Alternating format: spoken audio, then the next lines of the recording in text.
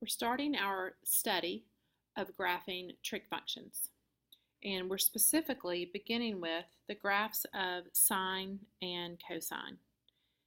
And your assignment was to complete Goal 12 and table Roman numeral 1a. So if you have not yet completed table 1a and table 2a, please stop the video and complete those tables now, then come back. So let's quickly check your tables. And again, pause the video so you can check and make sure your values are correct, and then come back. All right, so I want to go through this table with you and that we've generated. I've taken values of theta, or angle values, from 0 to 2 pi. And I chose 0 to 2 pi because when we look at the unit circle, one full rotation in the counterclockwise direction starts at 0 and ends at 2 pi. And then I plugged each of those angles into this equation, f of theta equals the sine of theta. And so that's how these were generated. If we take these values and put them on a coordinate plane, theta would represent our x-axis, and f of theta would represent our y-axis. What I'd like for you to do is pause the video and answer B. Describe any patterns that you see in this table. Please take the time to try to come up with at least 2 patterns that you see.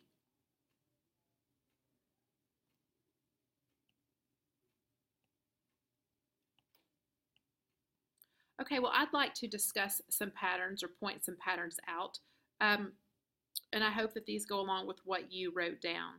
I'm first going to highlight every ordered pair that corresponds to a quadrantal angle. So 0, 0, pi over 2, 1, pi 0, 3 pi over 2, negative 1, and 2 pi 0. And I notice that what has happened is that this has divided the table up into 4 parts.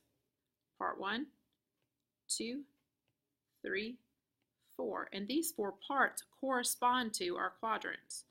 Quadrant 1, Quadrant 2, Quadrant 3, Quadrant 4. And as you recall, in Quadrant 1 of the unit circle, sine is positive. And here you can see all of the y values are positive. Quadrant 2, sine is positive. Quadrant 3, sine is negative. And Quadrant 4, sine is negative. So this table corresponds with a smart trig class as we rotate around the unit circle. Some additional patterns that I'm noticing, that I'm seeing, is that sine is symmetric from 0 radians to pi radians. And what I mean by that is the y value is increasing from 0 to 1 and then decreasing back in with the same values from 1 to 0. And then from 0 to negative 1, the values are decreasing and then increasing back up to 0.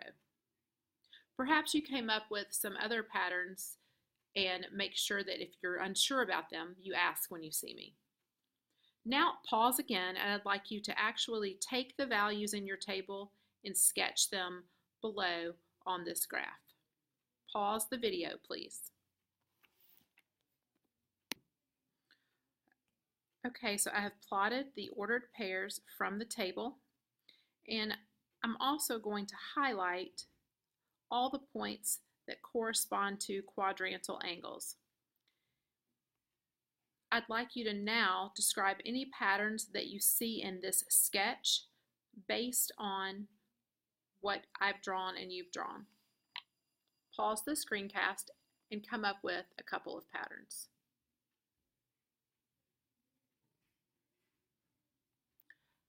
Okay, well, a couple of things I'm noticing. I'm noticing that as I graph sine, I have 3 x-intercepts, and I have a max point, and I have a min point. And those all correspond with the quadrantal angles that were in the table. So at my quadrantal angles, I either have an x-intercept or a maximum point or a minimum point. I also noticed that everywhere that sine was positive, sine is above the x-axis. And everywhere sine was negative, the y values were negative, sine is below the x-axis. Also, I recognize that if I'm just drawing a little squiggly line through each of these points to show you that we now see quad 1, quadrant 2, quadrant 3, and quadrant 4. So when you graph sine, I want you to always graph your 5 key points. The 5 key points correspond to the quadrantal angles. They are x-intercepts and your maximum and your minimum. And remembering that these 5 key points divide this function up into 4 sections. Section 1, Section 2, Section 3, Section 4. And of course it's going to divide it into 4 sections because we have 4 quadrants. Okay, pause the video and try E. Predict what the additional cycles would look like and use a different color to sketch those. Okay, so I'm going to use the pattern that we followed to draw an additional cycle to the right and to the left. So if I follow this pattern of starting on the x-axis, then where the graph ended at 2 pi, I would start at 2 pi 0. And then notice from here to here, that is pi over 2 radians. So I'd go to the right pi over 2 radians and up to my maximum. Follow pi over 2 radians again and back down to the x-axis. Pi over 2 radians again and down to the minimum. And pi over 2 radians again back to 0. And I've plotted my 5 key points. If I go in the left direction, then I'll follow my pattern backwards. I'll go left pi over 2 radians and down 1, left pi over 2 radians, the x-intercept, left pi over 2 radians, the maximum, and finally ending at negative 2 pi. Okay, so let's talk about what do we notice about this repeating cycle. If I follow this cycle from negative 2 pi to 0, it begins to repeat itself at 0. It repeats again at 2 pi, and if I continued, it would continue to repeat how often? So we can say that this function of sine repeats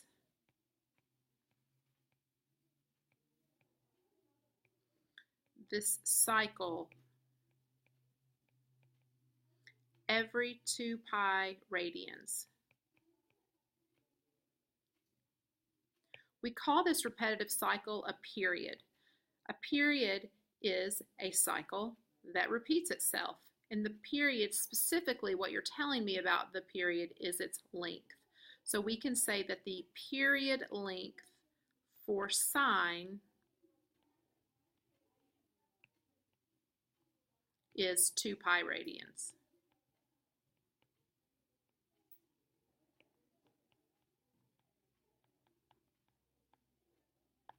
Okay, what I would like for you to do now is to complete Roman numeral 2 all the way through E.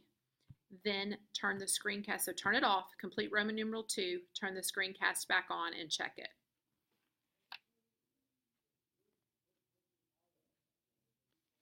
Okay, so I've noticed lots of the same patterns with cosine. I've noticed that we can divide its table up into quadrants 1 through 4.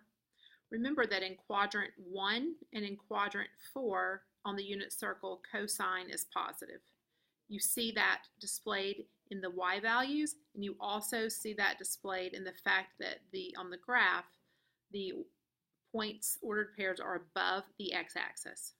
We know that cosine on the unit circle is negative in quadrants 2 and 3, and we see that here on the graph as well, that it's below the y-axis. I also recognize that the period of cosine is also 2 pi radians. Okay, the next thing I would like for you to do is, excuse me, to complete the Goal 12 practice. If you are absent from class, you don't have this, so you'll need to stop and print out the Goal 12 practice. To complete it, check it using the file on Haiku, and then turn it back on, turn the video back on to have a discussion about 11 and 12. Number 13 will be completed in class the next time you are here. So again, if you were absent, you need to go on to Haiku and print Goal 12 practice and complete it. Open the solution file and check it, then turn the video back on to discuss 11 and 12. Actually, I'll just make a new video for 11 and 12. Please do not watch it until you have completed Goal 12 practice.